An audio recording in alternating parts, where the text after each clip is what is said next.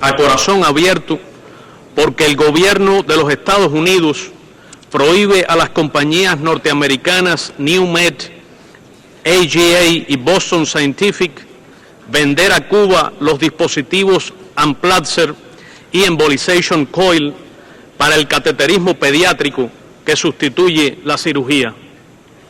Podría citar otros 12 casos en edades entre 5 meses y 13 años, todos atendidos con similar proceder en el último año y medio, de ellos 2 posteriores al pasado 20 de enero.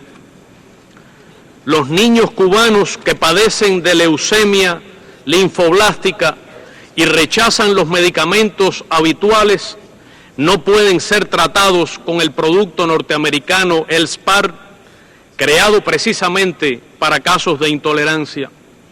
Como consecuencia, su expectativa de vida se reduce y aumentan sus sufrimientos. El gobierno norteamericano prohíbe a la compañía Merck & Company suministrarlo a Cuba.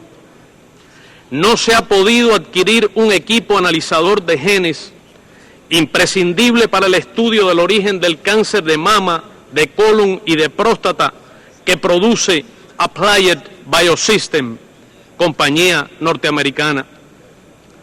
Lactalis USA, suministrador de lácteos, fue multada con $20,000 por el gobierno norteamericano.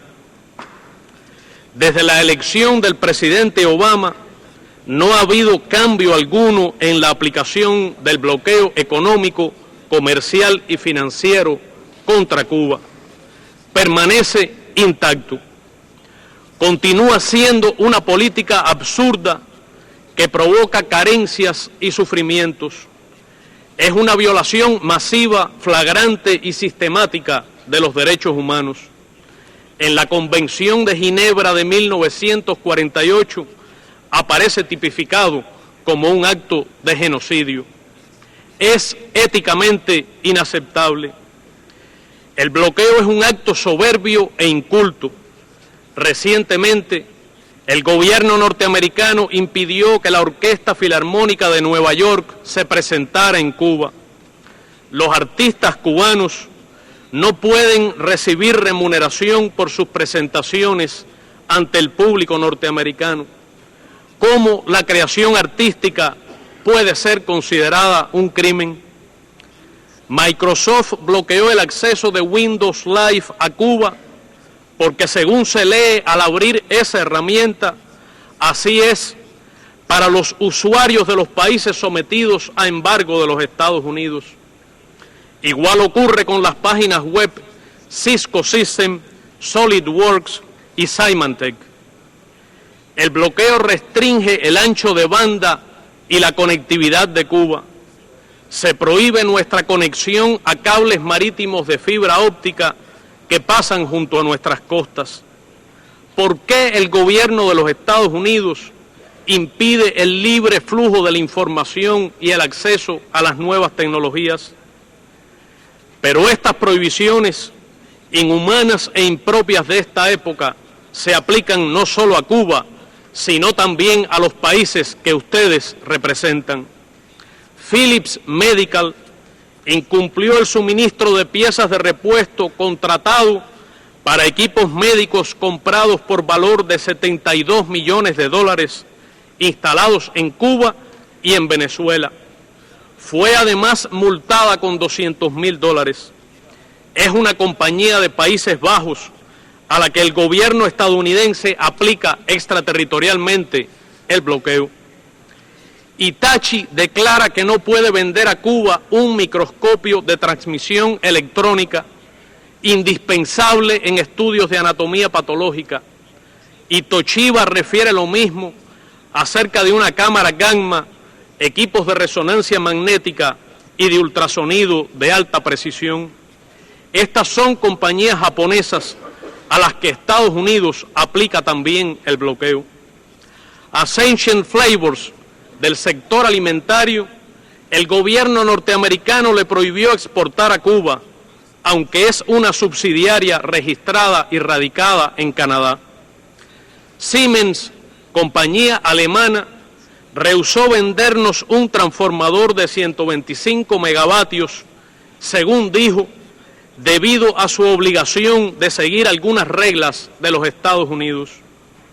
Una filial suya, radicada en Dinamarca, no pudo suministrar equipamiento para una fábrica de cemento en Cuba bajo prohibición norteamericana. Al Australian New Zealand Bank Group, con sede en Australia, se le aplicó una multa millonaria por realizar operaciones con Cuba. A 1.941 buques que atracaron en Cuba entre julio del 2008 y del 2009, se les prohibió entrar a puertos norteamericanos durante 180 días.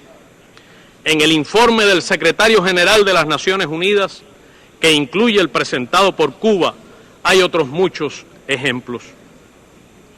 Los representantes de Estados Unidos mienten cuando afirman que el bloqueo es un asunto bilateral.